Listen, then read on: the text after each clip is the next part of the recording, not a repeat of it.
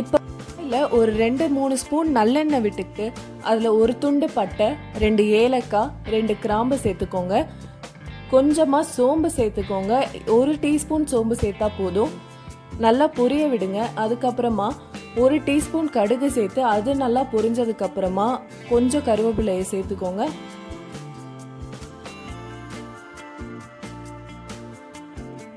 பெரிய வெங்காயம் 2 சின்ன வெங்காயம் நல்லா சின்ன சின்னதாக நறுக்கி சேர்க்குறோம். இதில் கொஞ்சமாக உப்பு போட்டு நல்லா வதக்கிக்கலாம். ஒரு கோல்டன் ப்ரௌன் கலரில் வர அளவுக்கு நல்லா வதங்க விடணும்.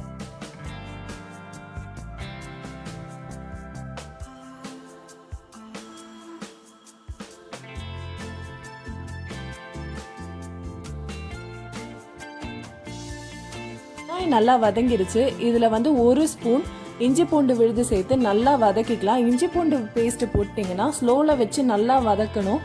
அதோட பச்சை வாசனை எல்லாம் நல்லா போகிற அளவுக்கு நல்லா வதக்கிக்கோங்க. வதங்கினதுக்கப்புறமா 1 மீடியம் சைஸ் தக்காளி, 1 பச்சை மிளகாய் சேர்த்து நல்லா வதங்கணும். தக்காளி கரைஞ்சி ஓடிடுற மாதிரி நல்லா வதக்கிக்கணும். அதை தக்காளிலாம் நல்லா வதங்கிடுச்சு. இந்த டைமில் நம்ம குழம்புக்கு எவ்வளோ தேவையோ அவ்வளோ தண்ணி ஊற்றிக்கலாம். இன்றைக்கி நான் பச்சை பயிர் ஒரு 100லேருந்து 150 கிராம் எடுத்திருக்கேன். நீங்கள் எவ்வளோ எடுத்துக்கிறீங்களோ அதுக்கேற்ற மாதிரி தண்ணி ஊற்றிக்கோங்க. உங்களுக்கு குழம்பு எவ்வளோ திக்னஸாக இருக்கணுமோ அதுக்கேற்ற மாதிரி தண்ணி ஊற்றிக்கோங்க. இது இப்போ நான் ஒரு பெரிய டம்ளரில் 1.5 கிளாஸ் தண்ணி எடுத்திருக்கேன்.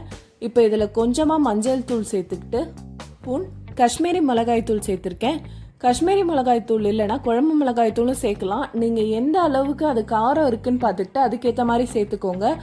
1 டீஸ்பூன் சீரகத்தூள், 2 டீஸ்பூன் தனியாத்தூள் சேர்த்துட்டு நல்லா மிக்ஸ் பண்ணி விட்டுக்கோங்க. நல்லா மிக்ஸ் பண்ணிவிட்டு இது நல்லா கொதிக்கணும். இந்த குழம்பு நல்லா கொதிச்சதுக்கப்புறமா இதில் வேக வச்ச பச்சை பயிரை நம்ம ஆட் பண்ணிக்கலாம். இந்த பச்சை பயிர் நான் ரொம்ப மேஷ் ஆகிற அளவுக்குலாம் போடல. கொஞ்சம் அந்த பயிர் கடித்து சாப்பிட்ற அளவுக்கு தான் நான் போட்டிருக்கேன். நீங்கள் அந்த மாதிரி போட்டாலே போதும், சூப்பராக இருக்கும். இப்போ இதில் தேவையான அளவுக்கு உப்பு சேர்த்துக்கலாம். ரெசிபிக்கு ஒரு 3/4 ஸ்பூன் உப்பு போட்டிருப்பேன், கரெக்டாக வந்துச்சு.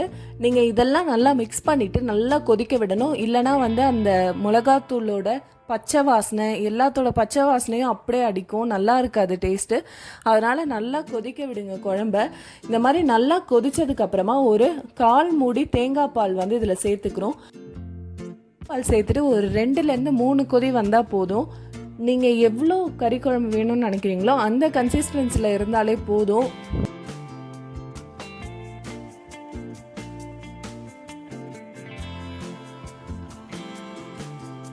இப்போ நல்லா கொதி வந்துருச்சு. இந்த ஸ்டேஜ்லேயே நம்ம ஆஃப் பண்ணிக்கலாம் ஸ்டவ்வை. இறக்கி விடுறதுக்கு முன்னாடி இந்த மாதிரி பயிரெல்லாம் நம்ம கரண்டி வச்சு அப்படியே மேஷ் பண்ணிக்கலாம், நல்லா இருக்கும். இறக்கிறதுக்கு முன்னாடி கொஞ்சமாக பெப்பர் தூளும் சேர்த்துக்கிட்டு நல்லா மிக்ஸ் பண்ணிக்கலாம். அப்படியே கறி குழம்பு டேஸ்ட்டில் இருக்கும், சூப்பராக இருக்கும் டேஸ்ட்டு. கண்டிப்பாக ட்ரை பண்ணுங்கள் இந்த ரெசிபி. இந்த மாதிரி நிறைய ஈஸியான ரெசிபீஸ்க்கு நம்ம சேனலை சப்ஸ்கிரைப் பண்ணுங்கள்.